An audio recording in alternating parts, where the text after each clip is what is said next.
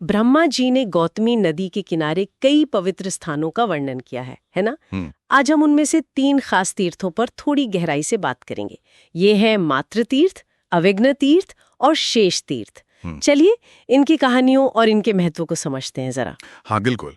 और ये सिर्फ कहानियां नहीं है, मतलब ये उन जगहों की शक्ति, उनकी शुरुआत कैसे हुई और उनसे क्या आशीर्वाद जुड़े हैं, ये सब बताती हैं।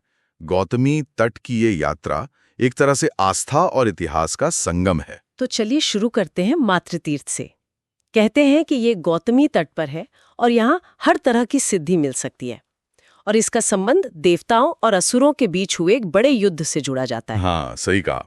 कथा कुछ यूं है कि एक समय जब देवता असुरों से, आप कह सकते हैं, हारने की कगार पर थे, तो वो बड़े चिंतित हुए और वे भगवान शंकर के पास पहुंचे मदद के लिए। शिवजी ने कहा ठीक है, मैं रक्षा करूंगा, और वे युद्ध भूमि में उतर गए। अच्छा। युद्ध चल रहा था और उसी दौरान उनके माथे से पसीने की कुछ बूंदें जमीन पर गिरीं। पसीने की बूंदें? और उनसे क्या हुआ फिर? हाँ, उन्हीं बूंदों से ना बिल्कुल शिवजी जैसी तेज वाली कई दिव्य शक्तियां प्रकट हो गई। उन्हें ही मातृकाएं या दिव्य माताएं कहा गया। अरे वाह! फिर शिवजी ने उन्हें आज्ञा दी। वे मातृकाएं रसातल मतलब पाताल लोक तक गईं और वहां छिपे असुरों का उन्होंने विनाश कर दिया। शिवजी के श्रम से उत्पन्न हुई शक्तियां। कमाल है। फिर क्या हुआ? वो जीतकर वापस आई? हाँ, जब वे विजय प्राप्त करके लौटी तो देवता बहुत प्रसन्न हुए। उन्होंने आभार जताया और उन्हें ये वरदान दिया कि जैसे दुनिया में शिवजी पूजे जाते हैं, वैसे ही हमेशा इन मातृकाओं की भी पूजा होगी। अच्छा। और बस जिस स्थान पर ये देवियां फिर स्थित हुईं, वही जगह मातृतीर्थ कहलाई। और कहते हैं कि यहाँ अगर कोई स्नान करे, दान दे या पितरों के लिए तर्पण करे तो उसका फल अक्षय होता है। मतलब ऐसा पुण्य जो कभी खत्म नहीं होता। अद्भुत। मतलब शक्ति और रक्षा का प्रतीक है ये तीर्थ। अच्छा, मातृ तीर्थ तो हुआ सिद्धि और शक्ति के लिए। अगला तीर्थ है अविघ्न तीर्थ। जैसा नाम से ही लग रहा है, ये शायद बाधाओं को दूर करने वाला होगा। इसकी कहानी भी ऐसी ही रोचक है। हाँ बहुत। कहानी यूं है कि एक बार देवता गौतमी तट पर एक बहुत बड़ा यज्ञ कर रहे थे, पर उस यज्ञ में बार बार कोई ना कोई अड़चन आ रही थी, कोई विघ्न पड़ रहा था। तो वो परेशान होकर ब्रह्मा जी के पास गए। ब्रह्मा जी ने कहा कि देखो, ये विघ्न गणेश जी की वजह से आ रहा है, उन्हें प्रसन्न करना होगा। उनकी स्तुति करो, मतलब उनकी प्रशंसा में कुछ गाओ, प्रार्थना करो। गणेश जी? अरे जिन्हें हम विघ्नहर्ता कहते हैं, वही विघ्न डाल रहे थे। ये थोड़ा अजीब नहीं? हाँ लगता तो है, पर देवताओं ने पूरी श्रद्धा से उनकी स्तुति शुरू की। और उस स्तुति में ना गणेश जी के बाल रूप और उनकी लीलाओं का बड़ा प्यारा वर्णन मिलता है। अच्छा, जैसे कि? जैसे एक वर्णन है कि कैसे वो बचपन में अपने पिता शिवजी के माथे से चांद को पकड़कर उनकी जटाओं में छिपा देते थे। या फिर कैसे वो अपने बड़े भाई कार्तिकेय से थोड़ी कह सकते हैं ईर्ष्या में माता पार्वती का ज्यादा दूध पी जाते थे ताकि कार्तिकेय को कम मिले। हाँ सच में।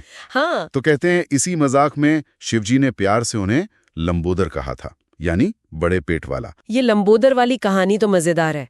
और फिर क्या हुआ? स्तुति सुनकर गणेश जी मान गए? हाँ बिल्कुल। स्तुति से गणेश जी बहुत प्रसन्न हुए।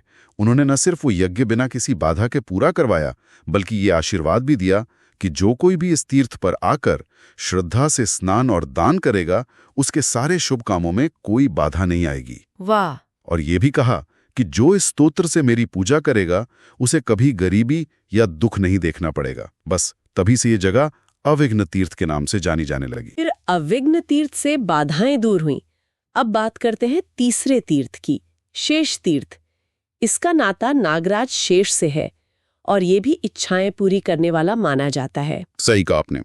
इसकी कथा ये है कि एक बार दैत्यों और राक्षसों ने मिलकर नागराज शेष को पाताल लोक से, मतलब रसातल से बाहर निकाल दिया। तो बेचारे शेषनाग बेघर हो गए। वो ब्रह्मा जी की शरण में पहुंचे। ब्रह्मा जी ने उन्हें सलाह दी कि आप गौतमी नदी के तट पर जाइए और वहां महादेव शिव की आराधना कीजिए। और लगता है शिवजी ने फिर मदद की। गौतमी तट पर शिवजी की कृपा कुछ ज्यादा ही बरसती है। हाँ ऐसा ही लगता है। शेषनाग ने तपस्या की, स्तुति की और शिवजी प्रसन्न हो गए।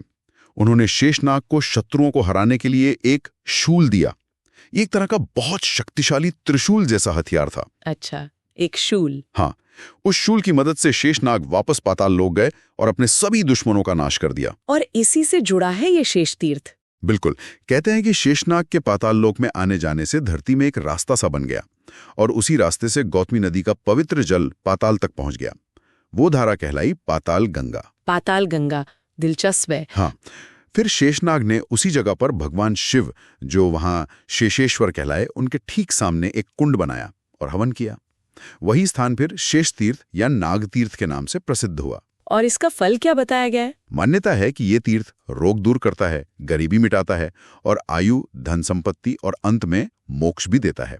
और एक और बात, शास्त्रों में ना इसी इलाके में गौतमी के तटों पर करीब 2100 और छोटे बड़े तीर्थों का भी जिक्र आता है। बाप रे, 2100! तो आज हमने गौतमी तट के इन 3 मुख्य तीर्थों मात्र, अविघ्न और शेष की एक तरह से यात्रा की। हर तीर्थ की अपनी कहानी, अपना अलग महत्व और सब कहीं ना कहीं दिव्य कृपा और वरदानों से जुड़े हैं, जैसा ब्रह्मा जी ने बताया था।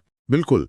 और सोचने वाली बात यह भी है कि कैसे ये सदियों पुरानी कथाएं सिर्फ धर्म या आस्था की बात नहीं करती।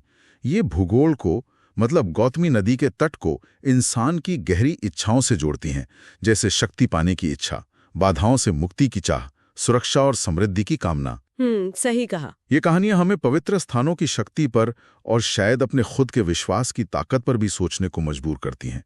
ये सिर्फ बीते हुए कल की बातें नहीं हैं, शायद आज भी हमें रास्ता दिखा सकती हैं।